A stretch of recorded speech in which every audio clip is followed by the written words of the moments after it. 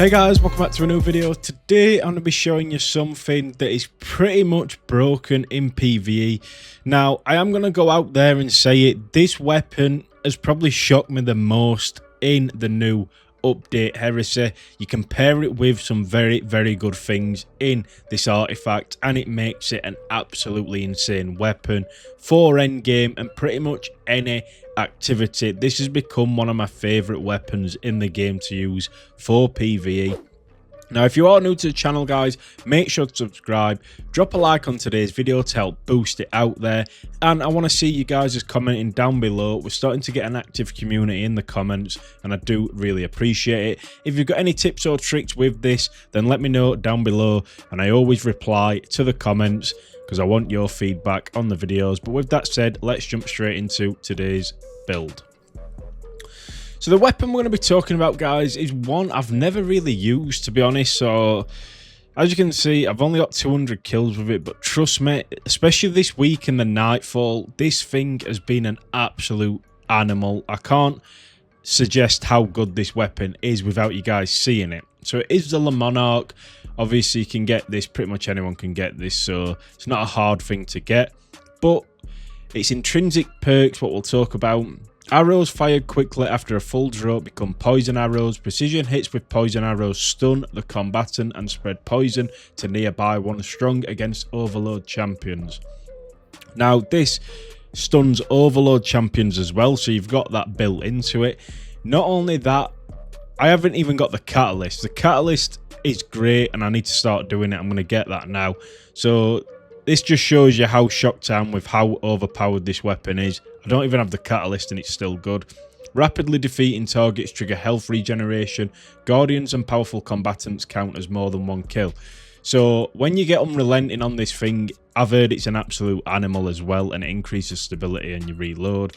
But pretty much why this build works so well is the artifact, guys. Now, you can pair this with quite a few things. So the one that makes it super good is this one, Volatile Marksman. Rapid Void Weapon Precision Hits and Rapid Void Weapon Final Blows grant volatile rounds. Then you can even pair it with, obviously, the next one, which is this one. I think it's Malin, I can't even say it, I've messed it up, but this one right here. Rapidly applying volatile causes your next instance of void weapon damage to create a weakening burst. And then on the last one we have Void Flux. Defeating weakened targets with a void weapon applies volatile to nearby targets. Powerful targets increase the radius of the explosion. Now, when you're using this weapon, I honestly thought it was an energy weapon. It was hitting that hard. I thought it was using green ammo, but it isn't. It's a kinetic. It's using white ammo. And for the amount of DPS you can put out for a white weapon, I don't think there's a better thing in the game right now. Now, we haven't even got a specific build on the sort of Warlock. I mean, this is my PvP build that I've been running. You can use Arc because I do believe you get Ionic bolts or whatever they are, the bolts you can get with it if you rapidly hit, so you can build an arc build around it. But to be honest, you don't even need it, and I'll show you in today's video that you don't need that. So we're going to be running just a normal build, nothing PvE wise. And then a little tip that not many people do know about, guys, especially if you haven't really looked into it. If you head on over to your inventory and you look at your Tome of Want, you're going to want to have this first one here. Now, as you can see, it boosts. I think to get this, all you have to do is have an active sort of ritual rites down here. So just put something in and it should give you this right here. As you can see, boosts the following artifact perk while a Tomb of Want ritual is active. King's Vestige. Defeating a volatile target grants class ability energy. So not only that, pretty much every enemy is going to be volatile if you're using this bow, and you're going to be getting your class ability back super quickly while using this. But that's enough of me talking. Let's jump into some high-end gameplay and show you how well this bow really does perform. So we have jumped into a Legend Lost sector to showcase this. Now, the one thing I really love about this weapon is the range on it. The range is insane, and for them endgame activities such as these Legend Lost sectors where you don't want to be up close, you need to stay far back, and your Nightfalls, it's the perfect weapon. As you can see, you sort of want to play how I'm playing. Obviously, if you've got Unstoppable, you're kind of screwed because you are going to have to get up close with a fusion and sort of deal damage. But look at how much damage it's doing to an Unstoppable, hitting all them crits because of the Volatile and the Void Soul Van Prism that we've got active at the minute. It can still deal a lot of damage. Now, don't get me wrong. Like I said, this thing is a kinetic weapon. You've got to remember, this isn't an energy weapon. This is how much damage it's doing in an activity where I believe I'm 20 power under using a PvP setup. So I've not even got a build on while doing this. If you guys create a build around this bow, I can guarantee you now, you're not going to be able to not do any activity that's high up in that end game.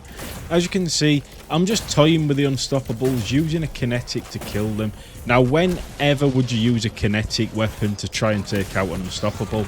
But you can get away with it, actually, with this bow, which is insane. Now, you just want to sort of play your distance like I am doing in this game. You don't want to get up close, take your ads out. And one thing that's good is, obviously because it has that splash damage that chains to other enemies, it's good at ad clearing as well. Like, it's just the best all-rounder in the game. As you can see from that gameplay, I got annoyed when that happened. A fucking Thrall hit me as I supered.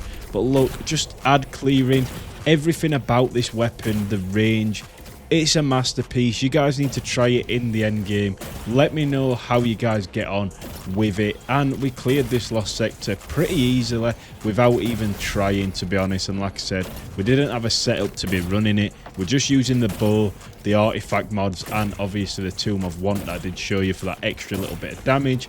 If you guys do want me to make a separate build for this bow where we pretty much turn it from this to something even better, let me know down in the comment section below. Now, it is coming to an end, this video. I just want to say a massive thank you to everybody that has been supporting the channel recently. I know I did take a long break from Destiny 2, but I appreciate everyone that's still watching to this day. Now, I am going to leave you with me killing the boss of this Legend Lost Sector solely with this bow. Now, hopefully you guys did enjoy. Like I said, leave a like, subscribe, and as always, I will catch you in the next one.